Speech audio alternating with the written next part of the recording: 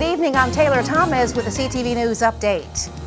An off-duty D.C. police officer is in critical condition after being hit by a car. It happened this morning in a shopping center parking lot in Mitchellville. The officer was rushed to the hospital. The driver of the vehicle was quickly stopped by police and is currently being questioned.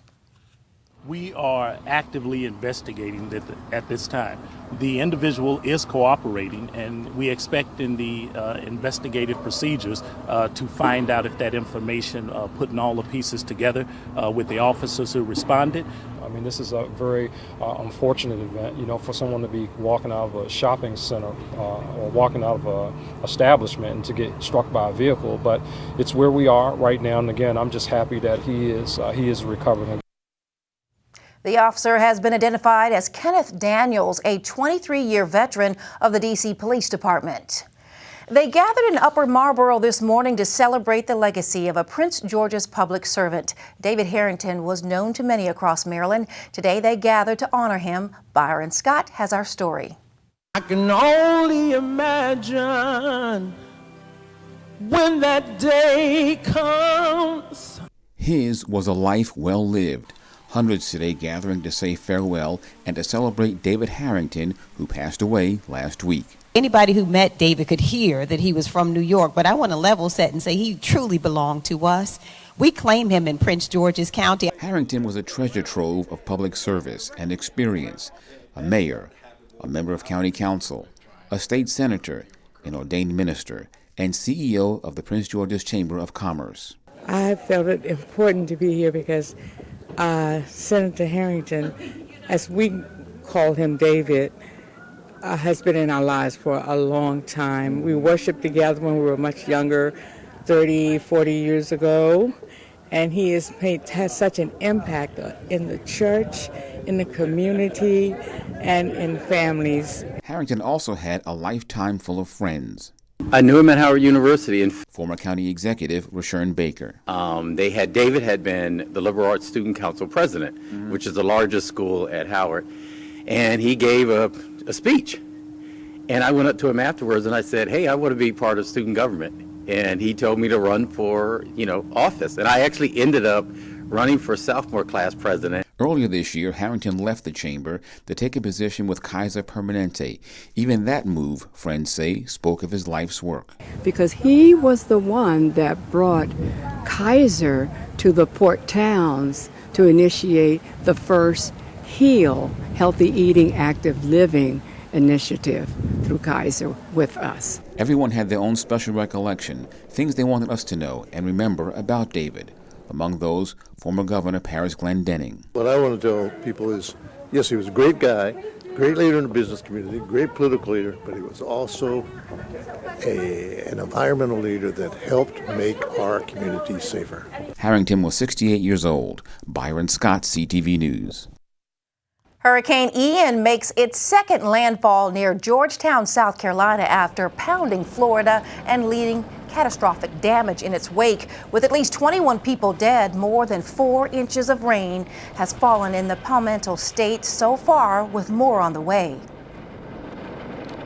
And there's still winds even where there's not much water in other parts of the state. So if you don't need to go outside in the wind right now, stay inside. If you don't need to drive anywhere, don't drive. Be careful and be smart.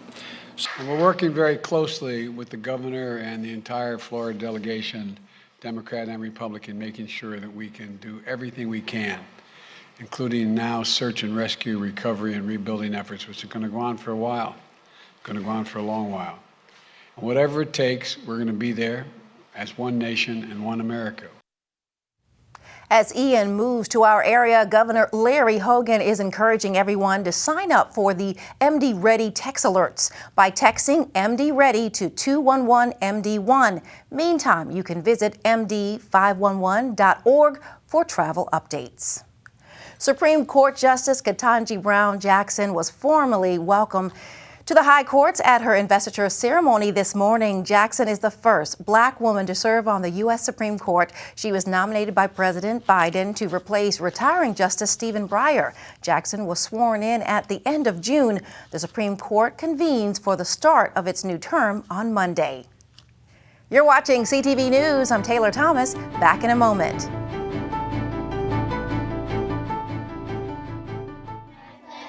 We grew up together. We believed in something bigger than ourselves. The military took me to one side of the world and her to the other. And even though she was always the strong one, when we caught up years later, I found out she had fallen on some hard times. It was her call to make, but doing it together made all the difference. For veterans who are homeless or on the brink of homelessness, call 877-424-3838. Welcome back. Maryland drivers, listen up. The state's move over law is expanding this weekend. That's right. Beginning tomorrow, October 1st, the law will now cover all vehicles stopped on the side of the road. The law passed earlier this year requires that motorists move over or slow down when approaching stopped, parked, or standing vehicles with flashing hazard lights. The move over law previously applied only to emergency vehicles. We know that being on the side of the road is a very dangerous place to be, and that's whether you're a first responder, a tow truck provider, or a motorist. So we are hopeful that not only will this law provide protections to a motorist should they be disabled at the roadway, but also provide those same protections, expand and increase those protections to those who may be rendering aid to them or coming to their assistance. Meantime, Governor Hogan has declared October as Move Over Awareness Month. As soon as tomorrow, election officials across the state can start counting mail-in ballots. Maryland's Court of Special Appeals has ruled that local election boards can start counting mail-in ballots beginning Saturday. However, according to Maryland Matters, the court will still consider the challenge filed by Republican gubernatorial candidate Dan Cox. Cox wants the state to follow current law and begin counting mail-in ballots 2 days after the November election. Maryland state employees are getting a cost of living increase. Governor Larry Hogan says state workers will get a 4.5% cost of living adjustment beginning November 1st. Officials say the funds will come from the state's billion-dollar surplus. Saturday is October 1st, the start of Breast Cancer Awareness Month, and one local nonprofit is kicking off the month with a huge celebration for survivors and their families. The Edith P. Wright Breast Cancer Foundation is a nonprofit that is celebrating 25 years of supporting breast cancer survivors and their families. The EPW Foundation is named after Miriam McKinney's mother, who passed away from breast cancer at the age of 39. She left 3 children behind along with her husband. We established the organization, my siblings and I, so that we could help lighten the burden of the family who's facing breast cancer. So we provide grocery services, transportation, toy run, and scholarships for children who have lost parents. We're in and of the community, and we are proud to serve the DMV. Tomorrow, EPW will be holding a fundraiser at the Bethesda Blues and Jazz Supper Club. If you need assistance or if you would like to learn more about their services, you can go to the website on your screen. And we'll be back with more news after this break. Stay tuned.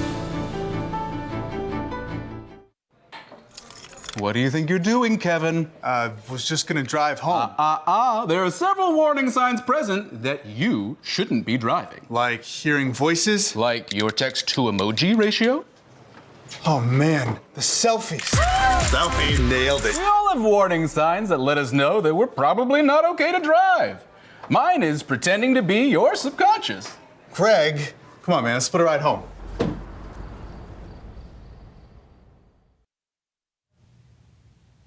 Welcome back. The community gathered last night to remember former boxer and community activist Arthur Buddy Harrison, who was shot and killed last weekend in D.C.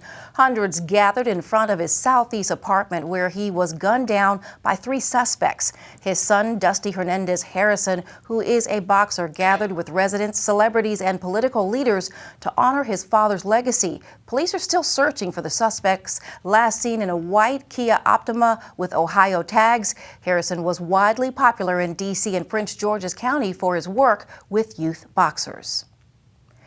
Police have made an arrest in the fatal stabbing of a man in Adelphi. Charged as 25-year-old Joshua Diva. Diva is accused of killing a man Wednesday near the McDonald's in the 2300 block of University Boulevard. The victim has been identified as 59-year-old Randolph Crawford. A Maryland Park Service employee who managed Gunpowder Falls State Park is arrested for sexual assault. 71-year-old Michael Browning is charged with second-degree rape and second-degree assault. Police say that Browning sexually assaulted a victim over a period of 6 months. Browning is being held without bond. Detectives believe there may be more victims, and they ask anyone with information to call 410-887-2223.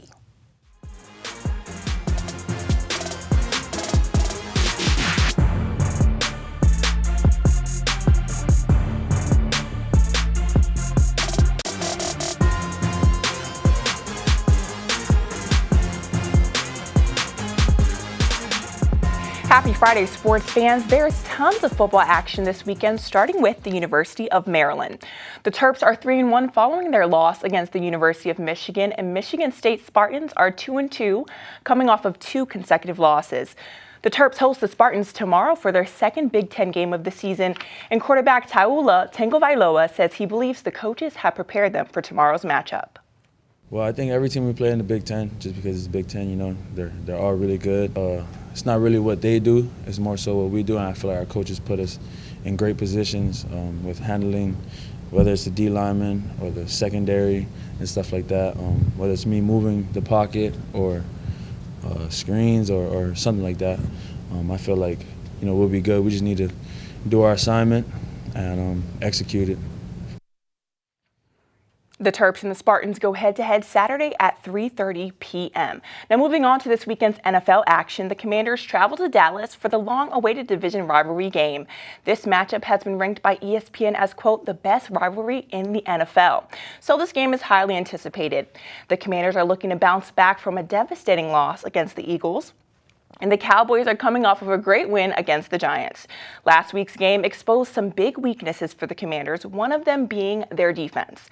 Last game, they allowed 340 passing yards and 3 touchdowns to the Eagles' Jalen Hurts. But despite the struggle, head coach Ron Rivera is optimistic. I feel pretty good about them. They're guys that have played for us in the past and have done a pretty good job. So, you know, the big thing, again, is just understanding the situation, circumstances, as far as what's going on, where the ball is, who you're rushing with. You know, I think that's probably the biggest thing that these young guys will have to understand. You know, they're at the point of attack and they want to make something happen, and they can impact the game immediately, especially you know, your interior linemen, just because of the fact that they're closest to the quarterback. But again, you still have to be disciplined. You still have to, you know, understand what your basic responsibility is first and foremost, and then go from there. The game is set for this Sunday at 1 p.m. in Arlington, Texas. And that's your CTV Sports Update. Now, Taylor, what do you think about that? What do you think about the game? I'm an optimist, so I'm going to remain hopeful about the Commanders. As am I. Keep my fingers crossed. Well, an adorable feline with unique challenges is looking for a forever home. Meet Fia. She's a 1-year-old domestic short-hair cat. Animal management says she is deaf and came into the shelter as a stray. So she doesn't hear much. She's a very sweet kitten. She loves to play, has very high energy, would do well in any household with children or not. She does need a little bit of special care since she can't hear her surroundings, but it doesn't seem to affect her temperament, her energy levels at all.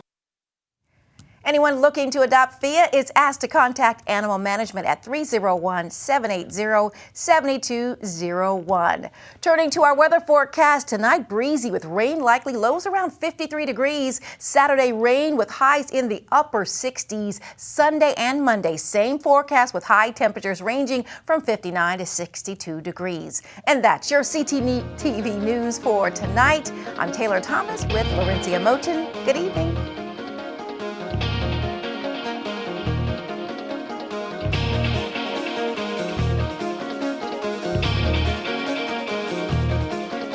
For the 1 in 365 African Americans battling sickle cell disease, a cure exists, yet many Black patients do not have a compatible donor available on the Be the Match registry. You could be the cure. Learn more at endsicklecell.org.